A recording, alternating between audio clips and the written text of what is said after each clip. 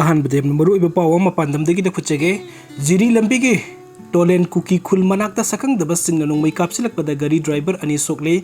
gari kaya amang ata thokle oil pump singda thomjinakre lengakna thong hangnaba khangan khre nongmai kaplakle haiduna oil pump thonglon gadaba natte oil depot stock sapsana leiri transport association Ziri Bamdagi Imphal Tabna CRPF le escort tawduna purakhiba LPG bullet tanker oil tanker sing yawba gari samaga marpuromgi convoy amada kuki kulai paibna singnaba singna nongmai kapsilapadi gari driver ani sokle gari manga amanga ta thokre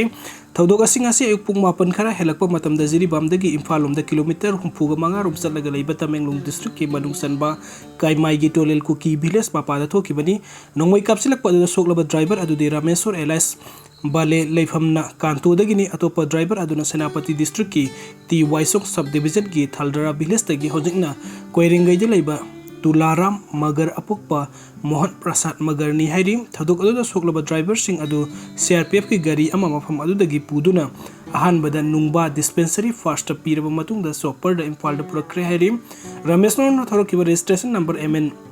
05C 1383 diesel tanker adu nongmai maru na panbadagi amanga ta thoki Tausem police station na konba khul adu da nongmai kapsula kiba adu diesel tanker ahum LPG bullet tanker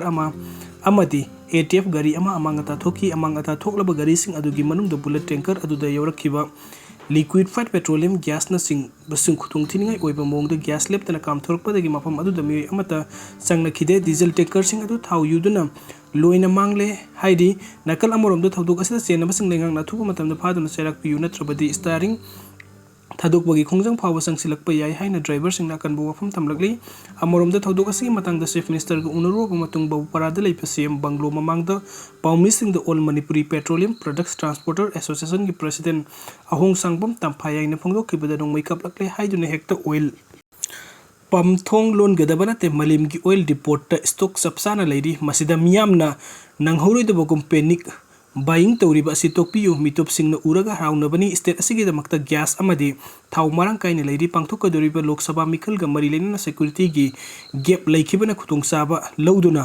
nongmai kapsilakibani hairi loina thodok asida asok apan nanglaba driver ani edu khungsang da gi chopper da purakle Imphal gi matik sab hospital na mathu taba leying makha tara sathargani thengnariba lan asida nongmai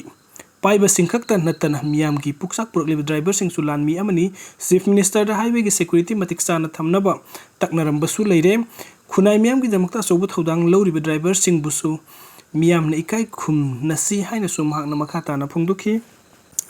aduga mathengi update asna mitei bu ST list salhallu haidru khoirambal kaithen da khongjang sangsin kre mitei bu ST list salhallu haina world mitei council na sangsilebo khongjung semgat aduna ngasi khoirambal ima kaithilgi ima singna khongjang sangsin kre lakadori ba lok sabha mikhan mangoi na mitei sing ST list salhanna gi matang da lengak asina center da recommendation thamgadabani haina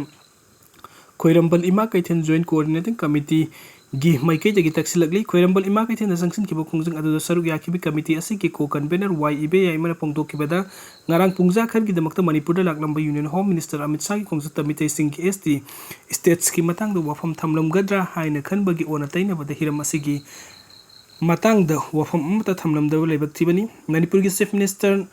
na hauram bari sangkai sing kilenga ki matam da mitei sing ST states phangna bo hona tuna lakpa khongthang ngasi pawu thabuk to on thok taba yaring de mitei purup na ST states phangudra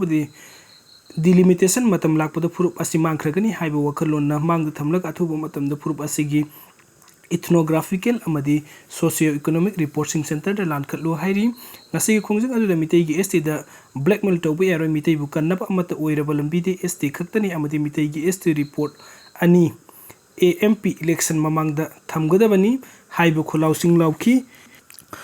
Amarom the World Mitei Council na sinduna ngasi pung amadegi pung mari phawada Manipur gi tongan mafam sing da miyam gi kholau ST states for Mitei only way forward haiba kholau kaya galoina na WMC Manipuri unit ki punna laubagi khungsin kre ngasi kholau laubagi khungjing session ki mafam sing adda khoirambal ima kaithen joint coordinating committee for peace lamlong kaithen pambi apun banupi